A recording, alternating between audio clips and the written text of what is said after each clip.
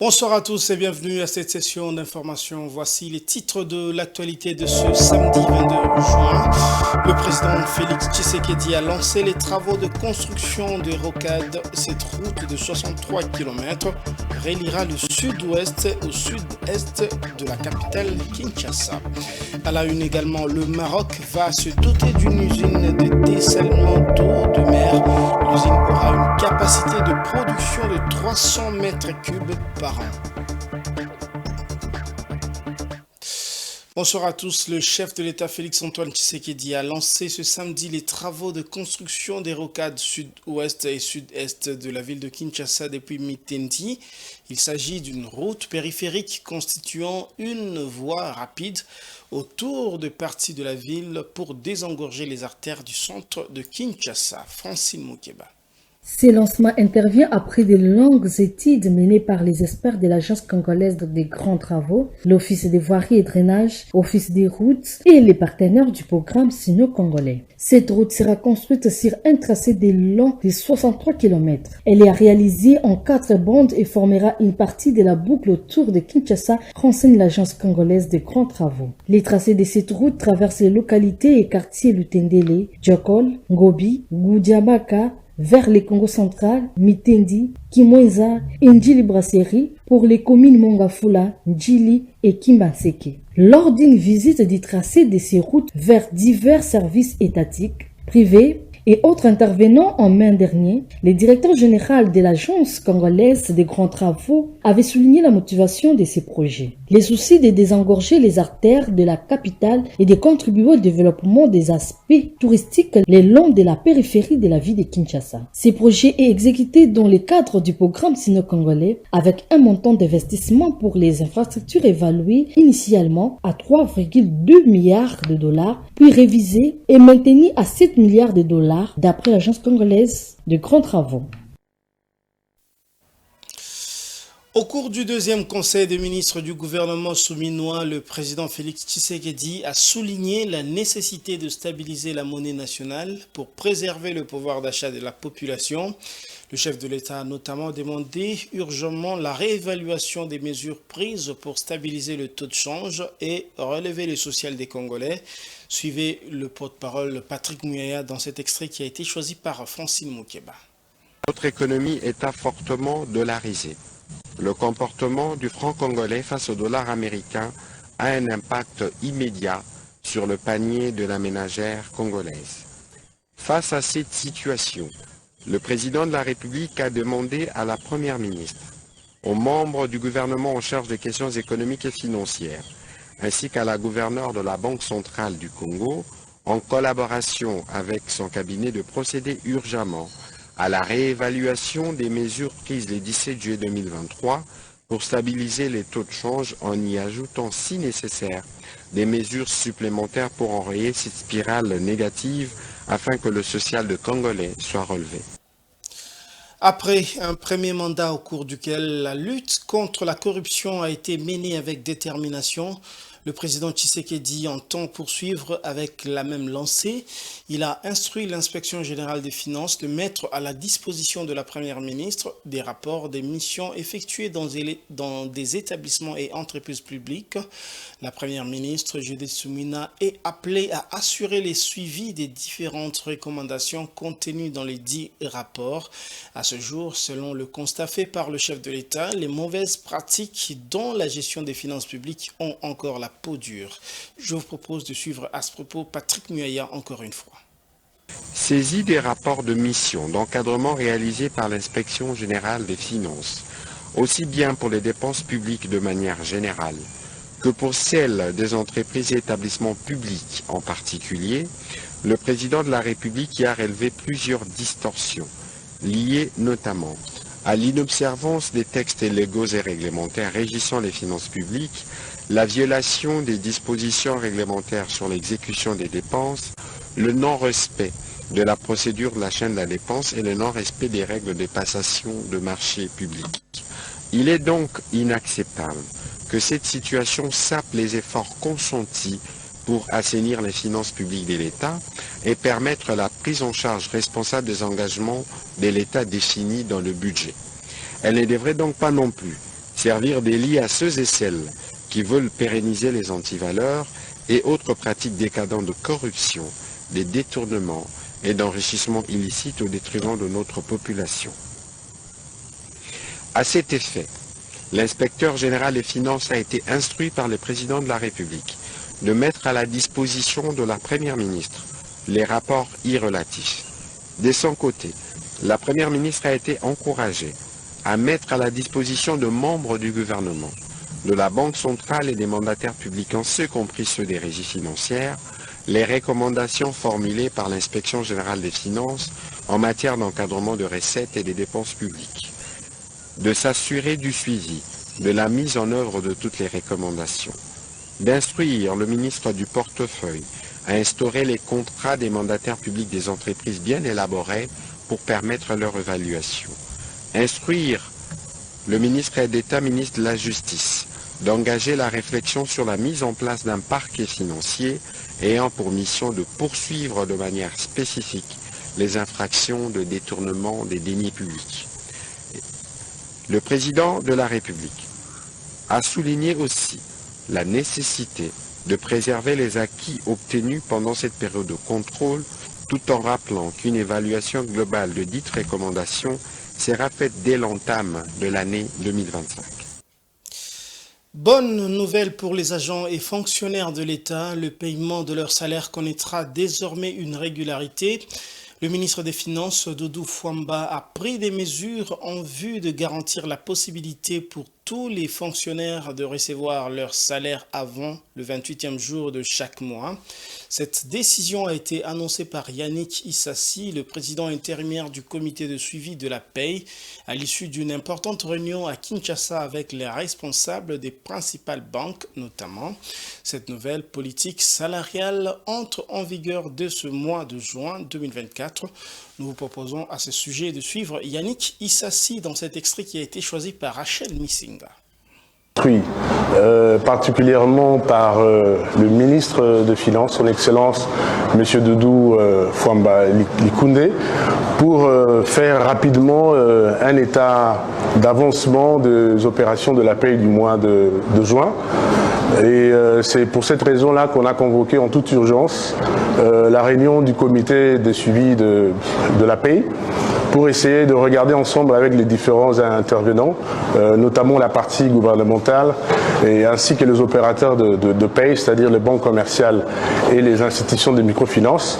Donc l'idée c'était d'évaluer un peu l'évolution de ces opérations-là. Je peux vous dire qu'on est sorti très satisfait de cette réunion parce que les échos que nous avons reçus et des services gestionnaires et des opérateurs de la paie nous confortent pour dire que la paie, comme l'avait souhaité le gouvernement, et particulièrement le ministre des Finances, son Excellence, M. Doudou Fwamba. Donc la semaine prochaine, la paie va se clôturer. Aujourd'hui, pratiquement tous les opérateurs de paie ont été approvisionnés en fonds et le processus s'est fait graduellement, mais on s'est mis d'accord avec eux pour que la clôture de la paie se fasse au plus tard le 28, de telle sorte que chaque ménage qui sera bénéficiaire de cette rémunération-là puisse le recevoir à temps, et ça va permettre à chaque ménage de faire face à des charges qui sont fixes. Donc voilà un peu globalement le contenu de la réunion d'aujourd'hui. Et au-delà de ça, on a prévu une descente la semaine prochaine, ça sera probablement le mardi, pour essayer de palper du doigt l'évolution des opérations de la paie et nous assurer que ce qu'on a convenu aujourd'hui soit respecté, c'est-à-dire que la clôture définitive intervienne au plus tard le 28 juin de ce mois.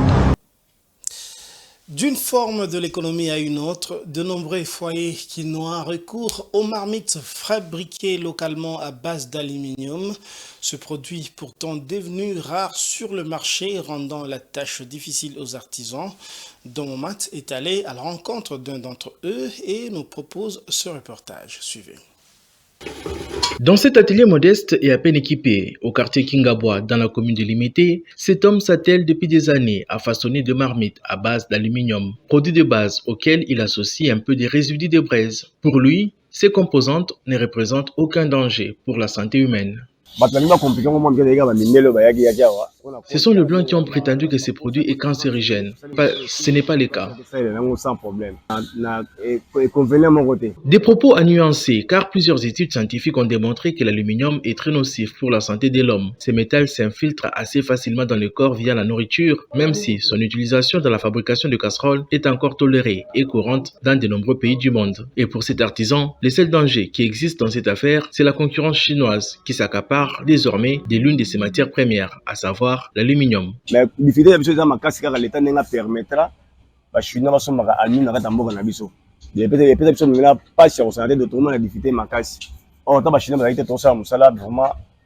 Très bien.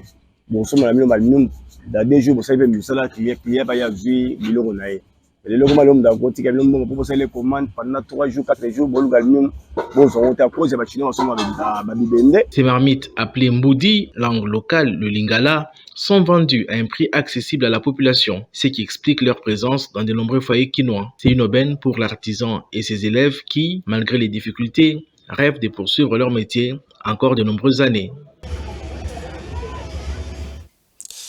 Assis à même le sol, pour la plupart d'entre eux, marteau à la main, quelques frappes sur une pierre, c'est la routine des dizaines de travailleurs artisanaux qui se retrouvent chaque jour dès 7 h du matin à la carrière de Karigré, située dans le quartier Kinsuka Pêcheur, dans la commune de Ngalema à Kinshasa. Les travailleurs artisanaux de la carrière de Karigré ne vendent pas que de petites pierres communément appelées caillasse ou gravier, mais aussi d'autres pierres qu'ils obtiennent en cassant des grosses pierres au moellon. C'est un dossier réalisé par Francine Moukeba et Giscard Tamba. Nga bandaki mosala na 84 ti lelo oyo nazali nazokoba yango eza tere ya ngai moko personnel eza na bénéfice makasi tozobuka awa ciseau marteau ya trou oti ba trou okatikati na pivot bon risque ezali mpo mosala nyonso na mokili ezaka na risque ntango ozosala libanga mpe kokatana ekati opota ekokocreye risque ya makasi ekoki komema oti na hôpital Soupe babima ba inapte na bariske wana. Difficulté sikoyo eloko ezoboma biso bautiaze. Eloko musala ezate. Eloko musala komi pasi potozwa. Biso tango buki mabanga ekoki. Klia koya.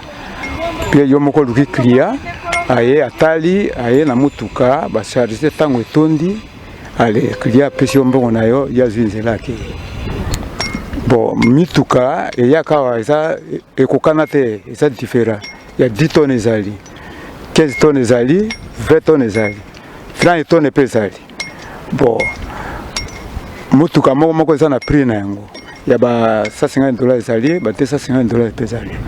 Ba $300 pe ezali. Bon, yango ezosunga famille, ezosunga libota mobimba, etangisi pe bana mosusu ba komiti ba université.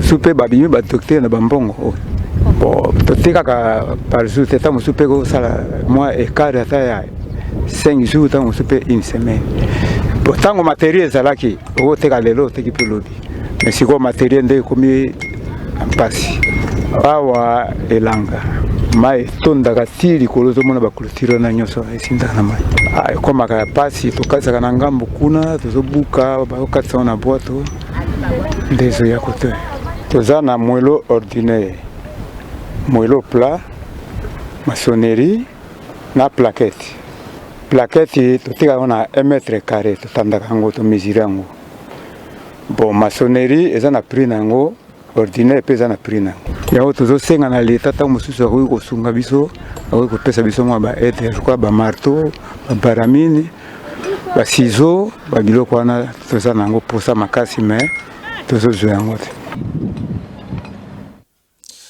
En sport, lors d'une réunion en vidéoconférence, le comité exécutif de la Confédération africaine de football a entériné le report de la CAN 2025 qui doit se tenir au Maroc. Initialement prévue entre juin et juillet de la même année, la compétition se tiendra finalement du 21 décembre 2025 au 18 janvier 2026, soit plusieurs mois de décalage et pour la première fois en plein hiver. Blaise Gozola nous en dit davantage. C'est vraiment lui quand on sait toutes les étapes par lesquelles il est passé. Fin de suspense. La Coupe d'Afrique des Nations n'aura pas lieu en été. La compétition se disputera dans l'hémisphère nord au Maroc du 21 décembre 2025 au 18 janvier 2026. Ce sera la troisième édition consécutive à être reportée après la CAN 2021 au Cameroun décalée en janvier-février 2022 à cause de la Covid et la CAN 2023 en Côte d'Ivoire disputée entre janvier et février 2024 en raison des conditions météorologiques dans le pays hôte. Cette 34e édition, seconde au Maroc après celle de 1988, sera la première CAN à se dérouler sur 2 années civiles. Un choix inédit. Habituellement disputée en période estivale, la compétition continentale a souvent été reportée au début janvier jusqu'à février en raison des intempéries en Afrique subsaharienne et dans l'hémisphère sud. Un décalage qui pose problème, annoncé prématurément pour l'été 2025 par les pays organisateurs. Cette édition a vu les instances entretenir un certain flou au sujet de son calendrier. Désormais, il n'y aura aucun risque de chevauchement avec le mondial de clubs à 32 équipes programmé par la FIFA du 15 juin au 13 juillet 2025 aux États-Unis. Si cette programmation doit permettre aux joueurs évoluant en Europe et en lice avec leur club en Ligue de Champions UEFA d'être disponibles, elle pose néanmoins problème. Ces dates viendraient en collision avec celles du Boxing Day en Premier League. Le club serait contraint de libérer leurs joueurs. Par ailleurs,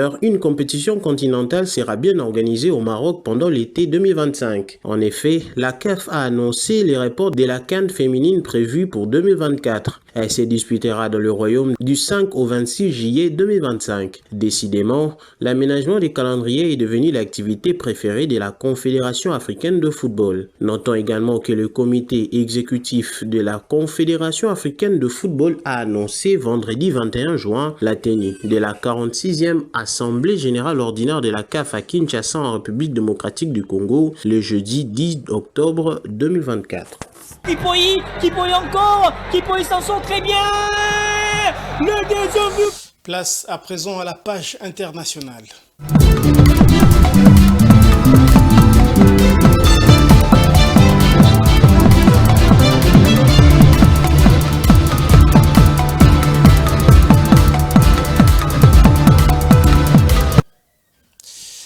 Dans le cadre de la Facilité africaine de production alimentaire d'urgence, 36 pays africains, dont la Côte d'Ivoire, se sont lancés dans la mise en œuvre d'un programme de production alimentaire d'urgence. En Côte d'Ivoire, le gouvernement tient à l'effectivité de ce programme afin d'assurer un suivi de proximité des activités du matériel roulant a été remis au service de l'administration agricole. Ce sont 31 véhicules et 191 motos qui ont été remis pour les services plus opérationnels sur le terrain. Rachel Missinga. En Côte d'Ivoire, le gouvernement s'est engagé dans la mise en œuvre d'un programme de production alimentaire d'urgence pour faire face à la crise alimentaire et aux perturbations dans les systèmes d'approvisionnement des intrants agricoles essentiels à la production alimentaire. Afin de permettre aux services déconcentrés de l'administration agricole d'assurer un suivi de proximité, le Premier ministre Robert Begré-Mambé a procédé le 20 juin 2024 à la remise de matériel roulant. Ce sont 31 véhicules de type 4x4 et 191 motos qui ont été remis pour le service des plus opérationnels sur le terrain. Les véhicules et les motos permettront non seulement de collecter et d'alimenter la base du système de suivi et d'évaluation, mais aussi de suivre la distribution, d'apprécier l'évolution des cultures et de conseiller de bénéficiaires. Selon le ministre de l'Agriculture, Kobenam Adjoumani, les programmes de production alimentaire d'urgence devraient permettre de produire 73 000 hectares de manioc,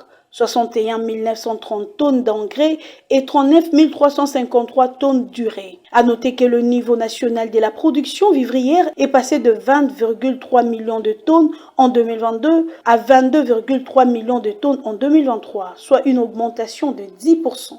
Les représentants de la Banque africaine de développement au Niger a approuvé en 2022 les programmes de production alimentaire d'urgence s'inscrit dans les cadres de la Facilité africaine de production alimentaire d'urgence. Initié par la Banque africaine de développement BAD d'un coût global de 161 millions de dollars, il permettra d'amortir l'impact de chocs exogènes, de renforcer la souveraineté alimentaire du pays et de façon spécifique de réduire les importations de produits alimentaires de base. Le Maroc va se doter d'une usine de dessalement d'eau de mer devant être construite dans la ville de Casablanca. Cette infrastructure sera construite dans le sud-est de Casablanca et desservira 5 villes avec une capacité installée de 300 millions de mètres cubes par an, principalement pour la consommation humaine. Suivez. Dans le but de répondre à la demande croissante en eau au Maroc, le gouvernement chérifien a initié la construction de la future usine de dessalement d'eau de mer à Casablanca. Ce projet d'envergure, dont les travaux de construction ont été lancés lundi 17 mai 2024, nécessitera d'un investissement global de 62 millions d'euros mobilisés grâce à un partenariat public-privé. La future station desservira 5 villes marocaines. C'est un ouvrage extrêmement stratégique pour sécuriser et renforcer l'approvisionnement potable de toute la région. Il a été réalisé grâce à un partenariat public-privé où l'ONI s'est associé à des partenaires privés, nationaux et internationaux pour le financement et la réalisation du projet. À terme, la future usine de dessalement d'eau de mer de Casablanca sera la plus grande usine de ce genre en Afrique, avec une capacité annuelle de production de 300 millions de mètres cubes et une population bénéficiaire estimée à 7,5 millions d'habitants. La première tranche devrait entrer en service à fin 2026. C'est un ouvrage aussi important d'un point de vue technique, puisque il est aujourd'hui doté des meilleures technologies dans le domaine et aussi alimenté avec de l'énergie renouvelable. Ce projet de construction d'une usine de dessalement d'eau de mer de Casablanca s'inscrit dans l'axe amélioration de l'offre hydrique du Programme national d'approvisionnement en eau potable et d'irrigation 2020-2027 du Maroc. Ce programme a été lancé en 2020 par le roi Mohamed VI avec un coût global d'environ 143 milliards de dirhams. C'est la fin de cette édition, mais avant de la boucler complètement, je vous en rappelle ces deux principaux titres. Le président de la République, Félix Tshisekedi, a lancé les travaux de construction des rocades. Cette route longue de 63 km reliera le sud-ouest au sud-est de Kinshasa, la capitale. Et puis vous l'avez suivi dans le cadre de la Facilité africaine des pays de production alimentaire d'urgence. 36 pays africains dont la Côte d'Ivoire se sont lancés dans la mise en œuvre d'un programme de production alimentaire d'urgence.